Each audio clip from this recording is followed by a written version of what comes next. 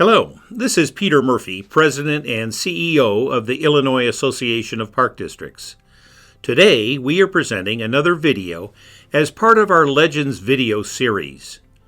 One of the missions of IAPD is to recognize outstanding park, forest preserve, and conservation district board members throughout the state of Illinois. I hope the knowledge and insights these great leaders provide will inspire you to continue to make a positive impact at your agency and in your community. Please enjoy. Hello, I'm Wayne Utterback, Director of Communications and Digital Content for the Illinois Association of Park Districts, and I'm pleased today to be joined by Pekin Park District Commissioner Gary Gillis for the latest installment of our IAPD Legends video series. Thank you so much for joining us. Great. Thank you for inviting me. Now, I always like to start these off by just getting a little bit of background about how long you've been with your park district. I was first elected in 1993, so I'm actually about to start my 28th year, the completion of my 7th term. Now, how has that experience been like being at the Pekin Park District for 28 years? Well, it's been a highly rewarding experience. In our community, the Park District is kind of the community icon. I can't think of any other facility or unit of government that's so highly thought of. So it brings a heightened responsibility in terms of service on the board, and it's given the opportunity to work with some great people. Now, what was your initial decision to try to seek out to become a commissioner? What led you to that point? A bit of a way to self-preservation. If you think about other units of government in a community, there are so many that you can be involved in where you will inevitably upset somebody. School boards, city council, etc. And I was asked to serve on all of them, but I knew the Park District was so highly thought of. It was certainly an organization you wanted to hook your wagon up to. And that put upon me, again, that responsibility to ensure that reputation be maintained and stay as progressive as it's always been. Now, over the 28 years you've been with the Pekin Park District, what have you seen that makes it special and makes it stand out? Well, I think it's a combination of there's cherished history. As I used to tell people, my obligation was to provide continuing progress as a parks and recreation provider, but also preserve tradition. And the community feels that way about it. People of all ages, there's certain iconic buildings, et cetera, with our historic pavilion in the lagoon that is so highly thought of and treasured and cherished in the community. But at the same time, as parks and recreations and the programs they offer continue to evolve, there's an obligation to stay current with those things and never be playing catch up. And so it's that kind of blend, that combination of the two, together with having the right personnel to execute that and put it in practice. And we've been very blessed with that. Now, speaking, keeping up with everything that's going on, staying up to date, evolving with changing times, what keeps you engaged and motivated today? Just the affection you have for it, for the people you work with, for the opportunity to impact people's lives in a positive way. I'm a big believer. I've been very blessed in my past career that I recently retired from, and I always had an obligation and feeling of the need to give back, and the Park District's a great vehicle for that. Now, obviously, when we're talking about commissioners, there are many challenges that new commissioners face. Starting off, what's some advice that you'd give to someone new to that position? I would tell a person, ask yourself what your beliefs are, why you chose to serve, that you're there to serve the greater good. I would encourage anyone that perhaps runs with a specific agenda in mind to realize that one of two things are going to happen. Either what the idea or what you bring forward is enacted, and then what next? Or it's not enacted, and you then don't want to be someone who really wears down the board of those who have good intentions. So I would encourage a person to understand the board, speak up, have a role in strategic plans, and vision for the future, and just continue to work for the changes you want to see, but understand that over time it may not happen, or with time it may. And I think then if you're just a holistic commissioner, you're going to be much happier, and at the same time you'll see change happen. Now, diving just a little bit deeper into that, what's a good philosophy that you would suggest to a commissioner for them to be successful in that role? I would ask myself, what skill set do I bring? What passions do I bring? And it differs from person to person. And then, how you can apply or attribute that to the board to make them more effective, both to fellow commissioners, but also to the director and staff as well. Now, during your time as a commissioner, I'm sure you've worked with many top-tier professionals, people at the height of their craft. What are some key attributes that you see in them that you might want to tell us about? I had the good fortune of working with a director when I got elected, who's now been retired for 4 or 5 years, and really I learned a lot from him, especially how to listen, how to keep your fingers on the pulse of the community, how to manage the diversity of reaction and feelings and passions for the parks. And I would tell any commissioner, listen, especially as a board, listen. I've been very proud of the fact that we have a lot of public input meetings, so the community, it's their parks, they own it, we do not as commissioners, we're just stewards of it. So to have a meeting to gather that input, whether you have 3 people there, I've been somewhere that, it's standing room only, but let people know that their thoughts, desires, and concerns are very, very important to you. So be a good listener, and simply communicate well.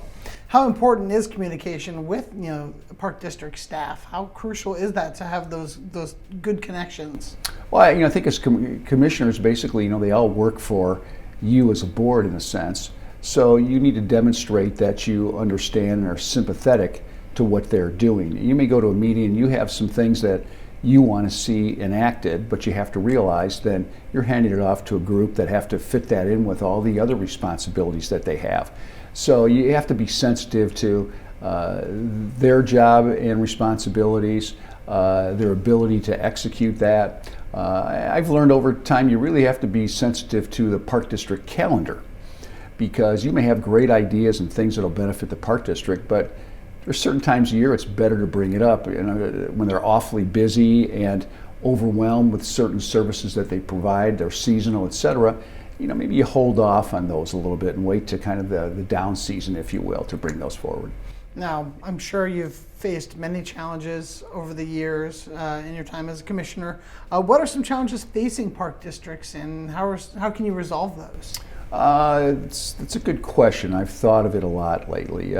First of all, with the advent of social media, there's a frustration born of that, in that some of the things you hear about it and you read about that are describing you as an individual or your board or your district, there's this almost inevitable, where's that stuff coming from? And it takes a life of its own. But it's the world you live in, you have to accept that. So if it's hyper communications, you have to then be prepared to message back. We've been very, very proactive, and when the things are happening, put it out there. Let people know what's happening and explain it from the source before it takes on its own source. And I think that's been awfully important and is becoming critical.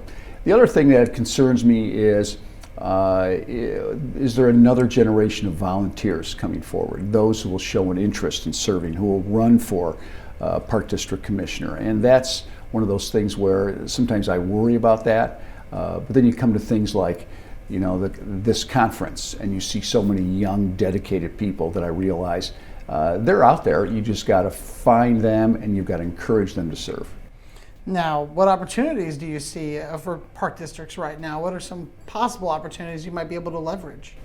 Oh, I think basically you want to look at where Parks and Recreations is going, how it's evolving. Our park district, it wouldn't have been that many years ago where if you were acquiring open space, you'd be doing so to put in baseball diamonds. Well, now it's more soccer and other activities, skate parks, those type of things. I'm very, very proud we did our skate park many years ago. We actually had a public input meeting where we had young people come in, and the look of doubt on their faces that, okay, they've invited me to be here, these older guys aren't going to listen to me. We actually had paper for them to sketch out their ideas. We had molding clay if they wanted to give us examples of, what would you as a skate park user, what would you want it to be? We're just not going to build something and throw it out there and hope you like it. We want to know what you like first, and then we will build it. And I think that's going to be going forward, something that stays critical of listening to what those needs are instead of just throwing stuff out there that you think, well, it's worked here, it's worked there, maybe we'll try it. Now we need it to be in reverse and find out what's important to them. Especially evolving with changing times, Right. Obviously kids can find many outlets to skate around town or wherever they want, but maybe a little less destructive if they're just in the park. And that was really why we did it. Parts of the director at the time said, we're unintentionally criminalizing these kids that they just want to get on their skateboard. And so, they end up at some facility that has a staircase that's appealing or ramps that are appealing. They're not trying to do anything disruptive, if you will, but it's the only place they can go. We need to give them a place that they can go. And it also then, unburdens these other places where you had, skaters just hanging around to utilize, their facilities. It would become a little bit disruptive for them. All right, now I want to pivot a little bit and talk a little bit about IAPD. What are some of the benefits of a commissioner getting involved with IAPD? Oh, I think basically you're able to leverage, the information that's available, to learn what other park districts are doing, to find out what works and what doesn't elsewhere. There's no reason why you need to reinvent the wheel. What I like is just talking to people and find out what's working for them, and oftentimes it's an idea that I hadn't thought of that. No one in our park districts thought about it. And it doesn't mean that we're going to adopt it, but now we'll know about it and we'll know somebody to contact with it. So I think there's that, and of course all the seminars and the programs that have dedicated professionals, oftentimes some that are not only highly thought of in the field, but perhaps the best in the field who come right here to speak to IPD.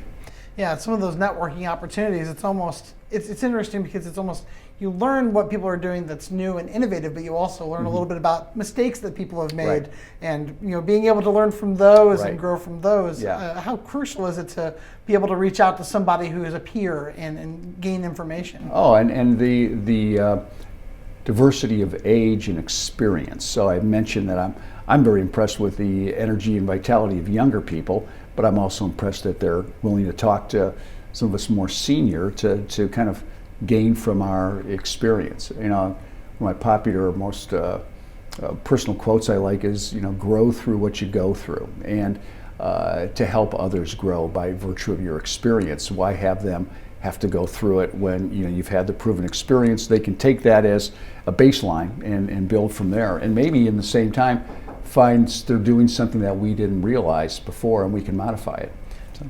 So what has your own personal experience been with IAPD? What's different, I think, for me is I've met so many of my peers that have been park commissioners for a much less lengthy time than me. And I admire that because that demonstrates their willingness to step up and step up early. I just never knew the opportunity existed to do so. And now that I'm at this role, I appreciate the fact that it comes with over a quarter century of commissioner experience, and I hope that means I'm bringing a certain skill set to the board that might be helpful. Now, how would you like to be remembered when someone looks back on your time as a commissioner at the Pekin Park District? I think everyone wants to know they made a difference, and that when they walk away, the park district's a little bit better than it was when you first stepped in. Now, looking back on your service, what would you consider to be your major contribution to the field of parks and recreation? Looking back, there were so many issues, the things that were spontaneous ideas or thoughts, and it'd be hard to enumerate them now. I'm very proud of the fact that I've always been a believer that you can spark an idea and you put it on the table and you watch your colleagues take it, modify, add to it, etc. And from that, the culmination of that is something that changes the park district and move it forward. Personally, I'd say probably the thing I'm most proud of is pushing for us to establish a charitable foundation, 15 years ago.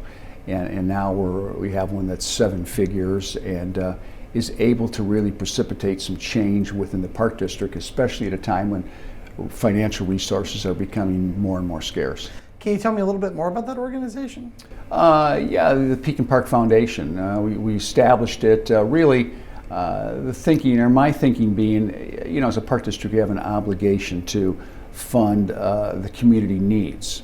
A foundation be established to fund the community wants, and that sometimes you just can't justify giving people what they want, as tempting as it is, because you just don't have the resources for it. And by having this other arm, it gives us that opportunity.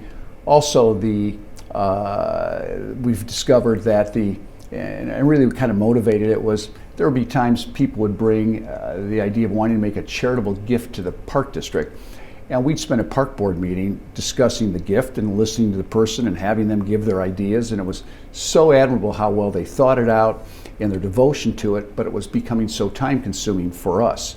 So a foundation to be a separate vehicle to kind of be that filter, to work with that person and give it the time it deserves, and let the park board itself then make a judgment on the final product, not be involved in so much of the planning minutia that it became, took us away from our main responsibility.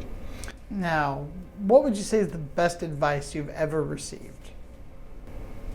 Gosh, I would think to, and maybe I've learned it as well, just put yourself out there. Half the battle's showing up. And that's where some people who want to see things happen, change happen, well, put yourself out there. It's the only way it's going to happen. I mean, you can comment and complain all you want to people. Maybe you'll get somewhere that way. But if you have an idea and you passionately believe in it, bring that passion forward. And I think everyone will benefit. Now, you mentioned seeing some younger faces here at the Soaring to New Heights conference. What advice would you give a 20-year-old?